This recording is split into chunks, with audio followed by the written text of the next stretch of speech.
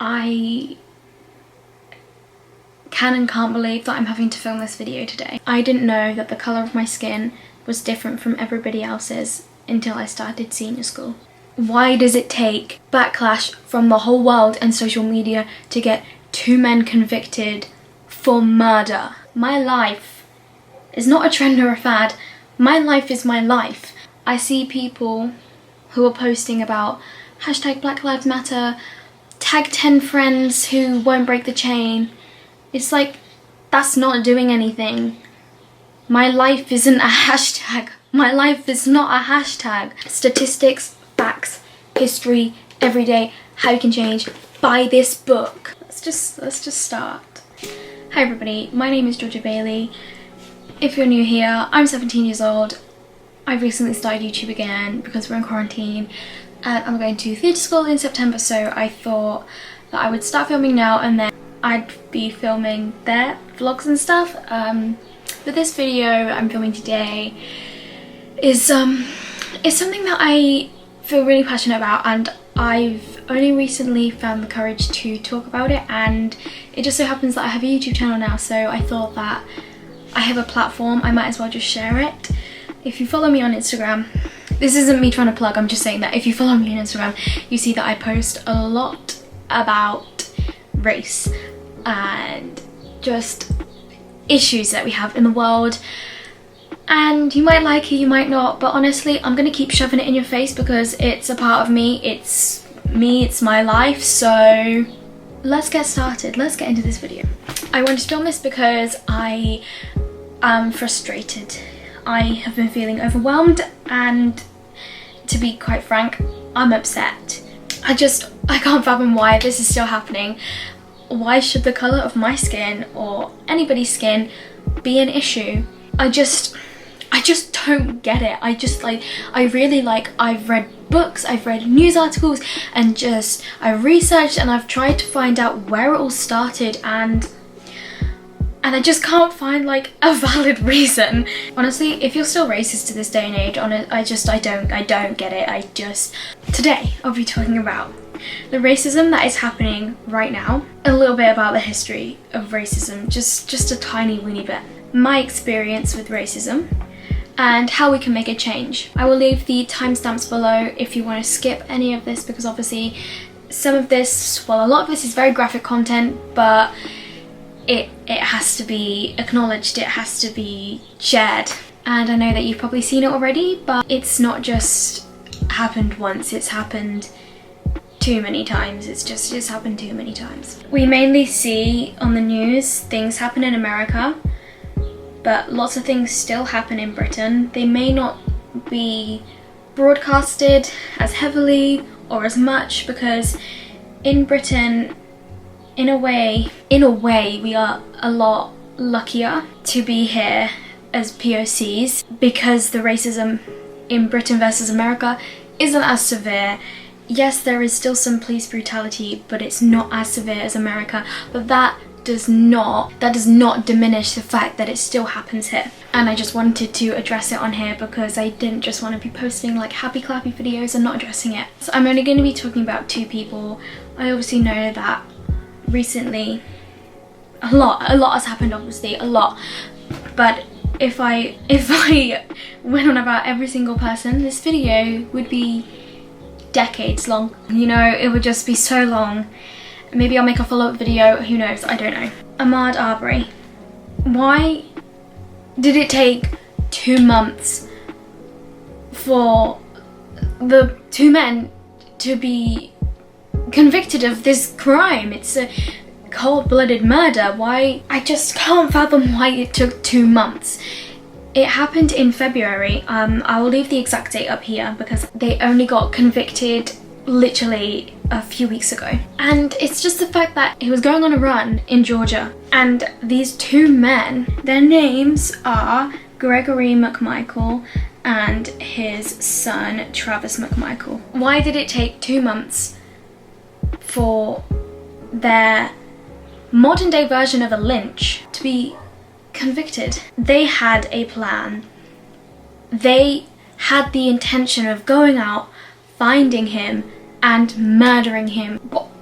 what more evidence do you need to convict them? Social media is a wonderful place, also an awful place to talk about racism. And we do have to thank the world and the platforms that we are able to make use of in this day and age. We have to kind of like thank social media for allowing us to share our thoughts and opinions, because this has made a positive impact.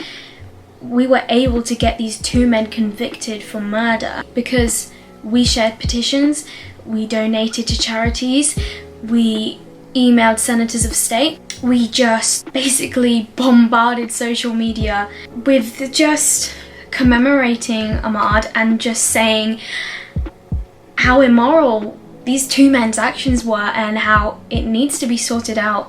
But also I just have to make a point that why does it take backlash from the whole world and social media to get two men convicted for murder? And I don't want to be this girl, but I'm going to be this girl.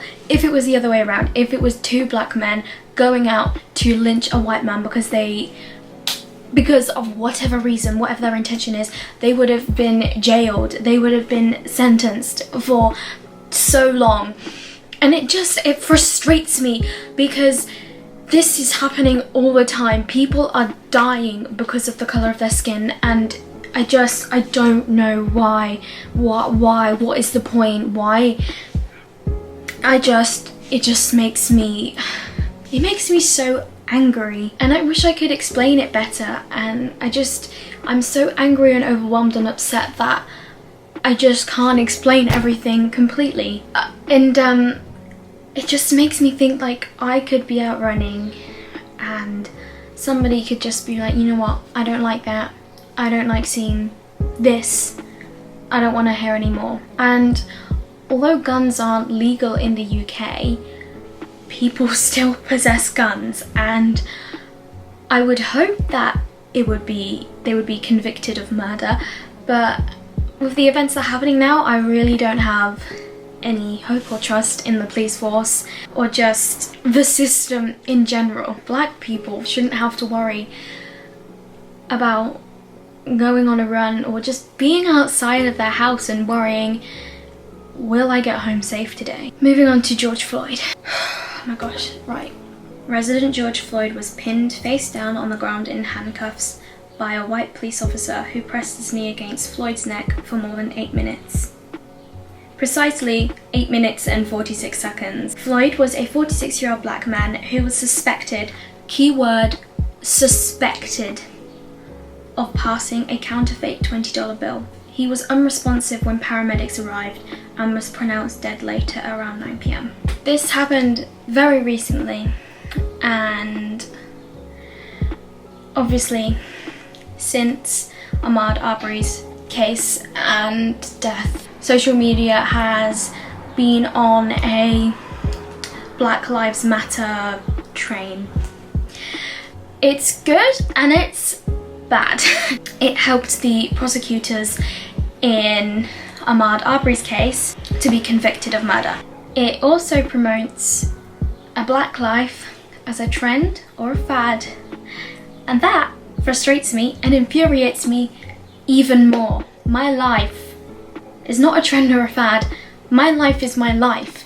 My life doesn't just come and go when you want it to be, like a fidget spinner or avocado on toast. My life is always here. My life is gonna be here from 0 to, 100. I don't see avocado toast lasting that long. Ever since George Floyd's case has been published on social media, there are videos. If you search for his name, it's basically the first thing that comes up. I don't suggest watching it if you don't like anything too graphic. There is no blood. It's just very heart-wrenching. The thing about the Black Lives Matter hashtag that frustrates me is that I see people who are posting about hashtag Black Lives Matter, tag 10 friends who won't break the chain. It's like, that's not doing anything. My life isn't a hashtag. My life is not a hashtag.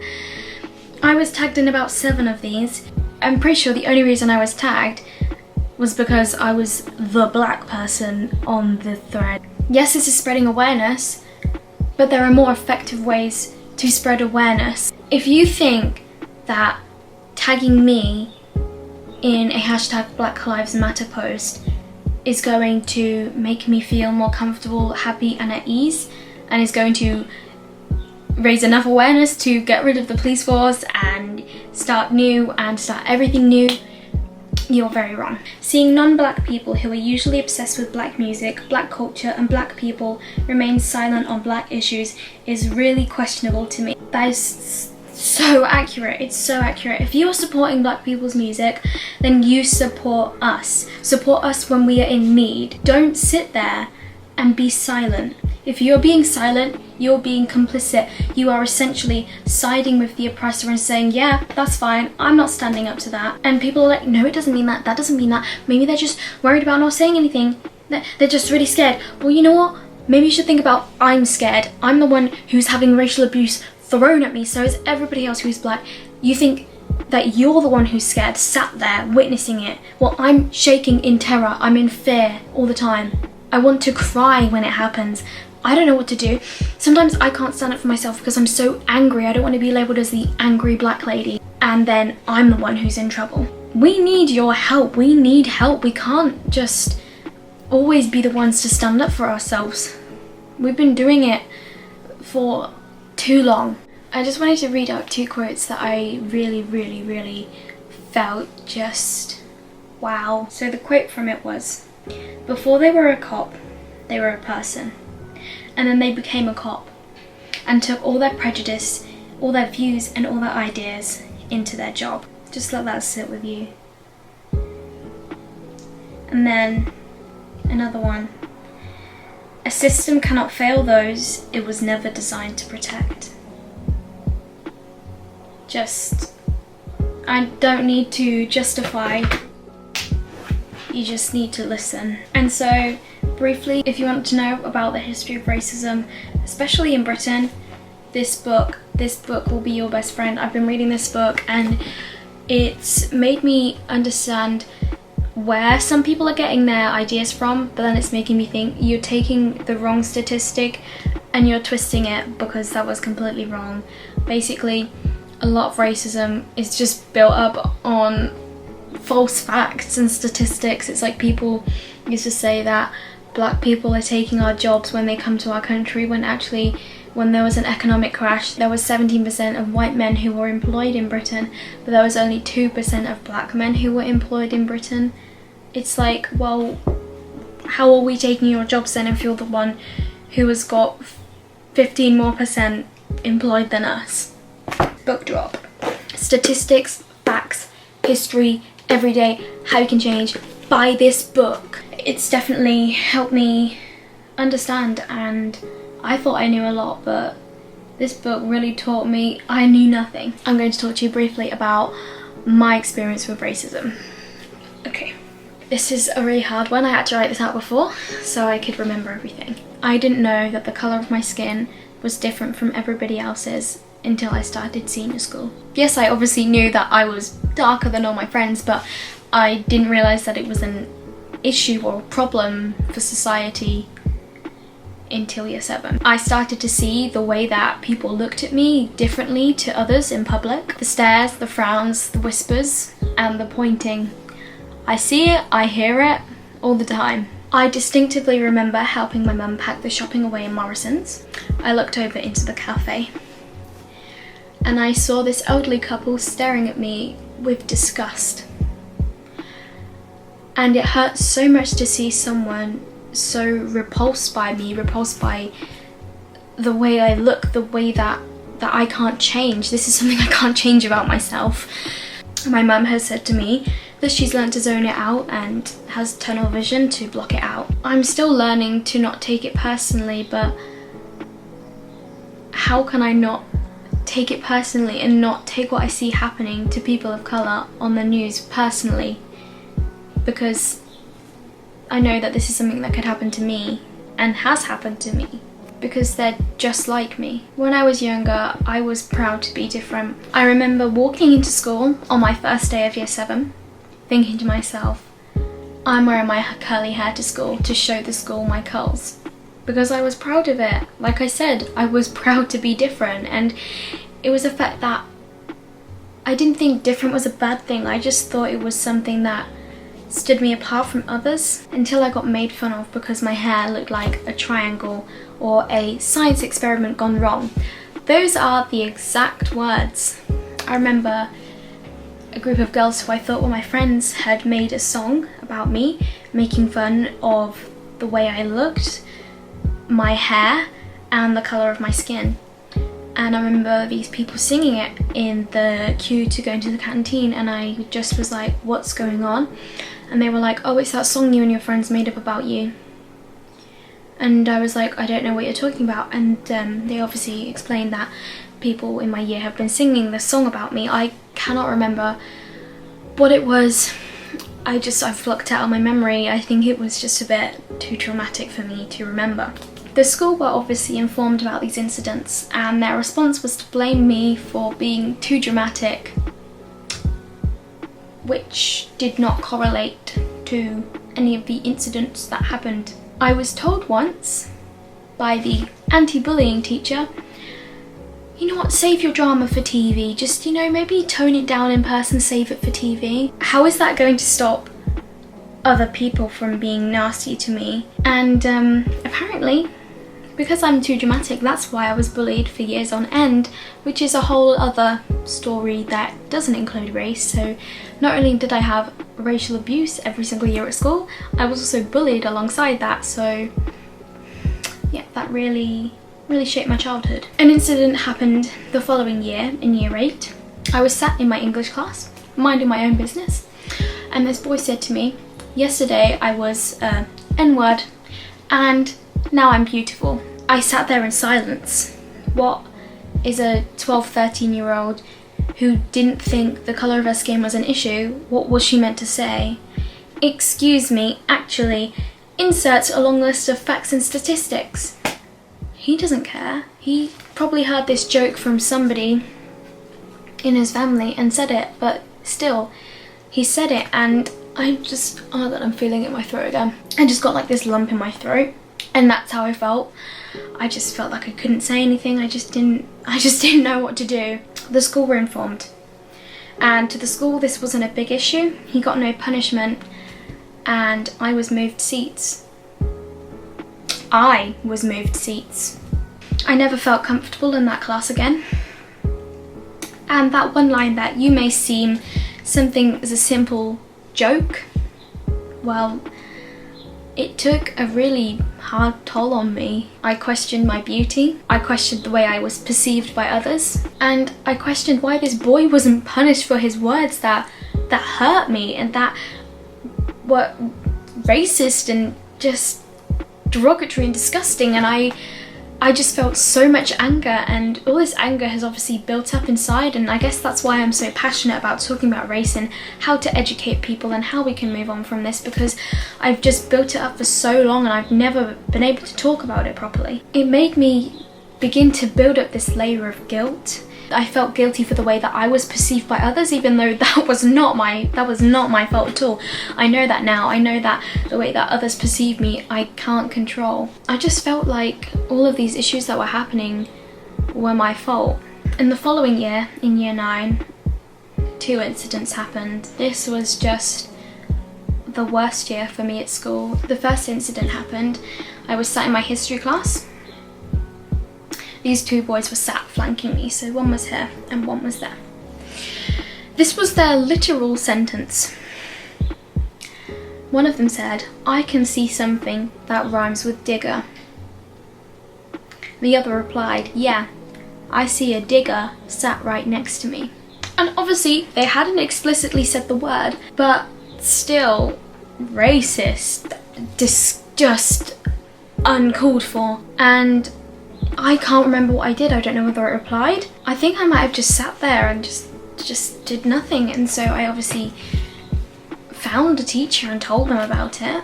And once again, no punishment. I was moved seats. I was moved from the middle to sit at the back. They still got to sit next to each other. Nothing came of it. I felt like I had no voice, and I just stayed silent for the rest of the lesson in utter confusion because I just had no idea what was going on. And the guilt kept building up.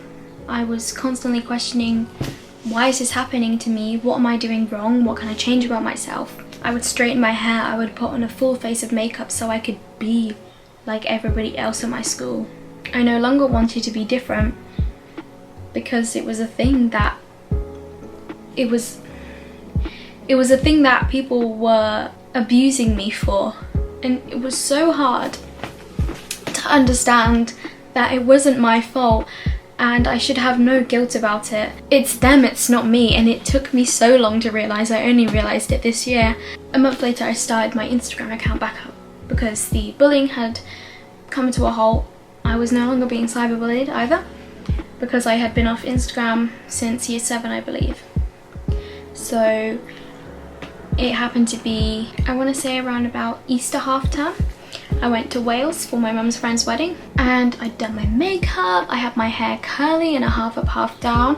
I thought I looked really pretty. I was for once happy. I was confident relatively, you know, as confident as a 14-year-old can be. So I posted a photo after I'd finally begun to embrace my curls. Someone screenshotted it, put it in a collage next to a photo of the weekend, got somebody else to post it on our school's shade account, and they captioned it twins ? I was mortified. I'd been in Wales, I went to a wedding, I had thrown up because I discovered I had lactose intolerance or some form of dairy allergy, so I'd been throwing up most of the evening, and then I wake up to this. I was just so done. I was just so done with it all. So we get back to school. The school found out who made it and who posted it because they were two separate people. The girl who created it was meant to be my friend in the group that I was hanging out in. And this group had been making jokes about me in their private little group chat, laughing about me, laughing about the way I looked, screenshotting my photos on Instagram, not liking them, just screenshotting them, sharing them in the group chat, clearly making fun of this collage they made. And the account was banned, the people were spoken to. I don't know how much, I can't really remember. I luckily had no issues in year 10 or 11 because I had a solid group of friends, but then they all left in sixth form. And sixth form is a whole other story in itself. That let's talk about the incident that happened in sixth form. I need water because my throat is really dry. The incident that happened in sixth form is still very close to my heart, and I think it will for a few years be very close to my heart. This is one of the biggest incidents, I think personally, that has happened to me racially. So at sixth form we had these study groups where we would talk about English lit and issues within books and themes, and the theme we were discussing was racism, which is obviously always a very tricky topic for me as a mixed race girl. The majority are white. There was me and 2 other mixed race girls. We're just talking about race. I'm involved in the conversation. This other girl, who is, you know, obviously white, she pipes up and says, I don't know why, but I just prefer the term half caste. Don't know why. And I was just so stunned. And so I looked at the girl next to me who was mixed race as well. And she's like, did she just say that? And I was like, yeah. So I have enough guts and courage to basically point out to her, I said, you're not meant to say this term because it means half pure and half human. You're meant to say mixed race or dual heritage. She stays looking on her phone and doesn't say anything. So I repeat myself. The 2 girls next to her both nod their heads. They are staring right at me. They have clearly acknowledged what is going on. The day goes on. I'm a bit stunned. I'm a little bit upset. Bear in mind, We're in every single class together. We have the same exact timetable. The only times I'd be apart would be in my study break and lunch. So it gets to English Lit, which is our last period. I have work in 30 minutes after class finishes. Just before 3, we're packing away and our teacher says, why don't you talk about your homework assignment in the study groups with the year 13s, because I hear that you have been not talking about the right things, you've been chatting on your phone. And then the same girl pipes up and says, actually no, today we were talking about racism and somebody said the word half-caste. And then my English teacher stops and she says, I hope you didn't say that, how dare you? And she just starts going off and says, you can't say that, blah, blah. And then the girl says, no, I didn't say that. So obviously I pipe up and I have to make sure I'm really calm because I don't want to be targeted and told off and be the one punished for adhering to the angry black lady stereotype. I say, actually miss, it was so-and-so who said that. Then she says, no, it wasn't, I was looking on my phone, I was looking at lingerie. And then her friends who were in the room with me, who nodded their head when I told them why she shouldn't say that word. And they were like, yeah, she was sad, she was looking at lingerie. And I said, I don't care what your eyes are doing, your mouth said something completely different. And I was staying really calm and I was repeating myself over and over and over again. My 2 so-called friends were stood there. They didn't do anything about it. I had nobody to back me up. I was on my own, I felt so alone. Nobody says anything to me. No one. So I go up to my teacher and I said, I'm really sorry for dragging you into this, but I wouldn't lie about something like this. Because why would I lie about a racial incident? Why would I want to thrust this upon myself? What? Why would I want to cause drama about the colour of my skin? This is something that I don't want to be drama. So I leave the room, I walk to my mum's car and I'm talking to these girls who are supposed to be my friends. I start screaming and shouting because I'm so frustrated, I'm angry, I'm crying. And they just don't say anything. They just look at each other and don't say anything. So I get in the car and I start screaming and shouting and talking to my mum because I'm so overwhelmed. I'm full of so many different emotions. I'm just so angry. And I was so angry that I had a panic attack because my body just broke. I had to calm down. I had to just call my dad, talk to him about it. And then I had to go to work, and it was one of the hardest things I ever had to do. So then the next day at school happens. It's all such a blur that the Monday was 2 weeks before half term. So I went to school, I'm pretty sure I went on the Tuesday. I'm pretty sure I missed like a couple of days that week. I went in at some point and the school said to me, they couldn't do anything about it because there's too much conflicting evidence. Too much conflicting evidence to punish her for calling me half-caste. So they believed her and said they couldn't do anything about it. They couldn't do anything until she confessed, apparently. Apparently, according to school rules, you're not allowed to punish somebody if they haven't confessed to it. But I've seen the way that my school have dealt with black people before. I saw a teacher pull one of them out and say, you need to calm down, you need to this, you need to blah blah blah. And he was like, I'm trying, this is just a new environment. And he was being ever so calm, and this teacher was like shouting at him, and I was just sat there witnessing it, and I was like, how can you treat people like this? And I've seen the way that they've treated white people at my school. They're a lot less calmer. They don't scream and shout at them. And as you can see, what happened with my situation? Nothing until she confessed. Although she said she didn't actually say that sentence, she might have said that word. And then the school said to me they were going to educate her after half term. So I went, okay.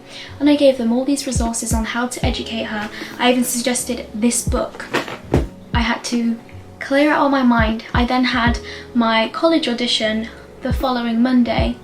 She said that on Monday the 10th of February. We went back to school. Nothing happened. I found out I got into college on Thursday 12th of March. So I had to stay at school while she just got a little bit of a telling off. No harsh punishment, no nothing, no like exclusion or removal away from me. We still had to be in all the same classes. We still had to talk to each other, and I had to do that for just over 3 weeks, excluding half term. So I had to spend like a month wondering why this wasn't being sorted out, why she wasn't punished even further or reprimanded or had a detention or anything. Literally nothing, no education. She just got to move on after having like a little bit of a, you're not meant to say this, you're not meant to say that, blah blah blah, apologise. That took like 20 minutes to do. And so when I got into college, I just felt so much relief. I was like, I don't have to go back, I don't have to see her ever again, I don't have to deal with the people who lied. It was the fact that the people lied. I think that made me even more angry, that it's the fact that people were silent. They would side with the oppressor and say, and by doing that, they were allowing her, they were not standing up, and it was just hard because I was just fighting this battle at school alone. Like, obviously I have my parents to support me, but they can't be there with me at school. And so I had therapy to combat the trauma that I faced at school. It's still gonna, you know, take some time. It's a very fresh wound. And because this video is 10,000 hours long, I'm going to quickly say some things on how we can make a change. So do more than tag your friends in a tag. My life is not a trend that comes and goes. It's always here. Sign and share petitions. You can literally put it in your Instagram bio and post it on your story and say, sign this. You can also recognize your white privilege. You can also stand up in situations where there is racial abuse happening. Donate where you can. Use your white privilege for good by standing up for POCs when they're in need. Don't side with the oppressor. Don't be silent and be complicit. Don't ignore it because it makes you feel uncomfortable, because it makes my life a hell of a lot more uncomfortable. I hope this has educated you in some way, or I don't know, something positive has come out of this video and I haven't been sat here for about an hour just ranting. So I'm gonna go now and be at peace with myself. Right. Stay safe, stay blessed. I love you guys. Goodbye.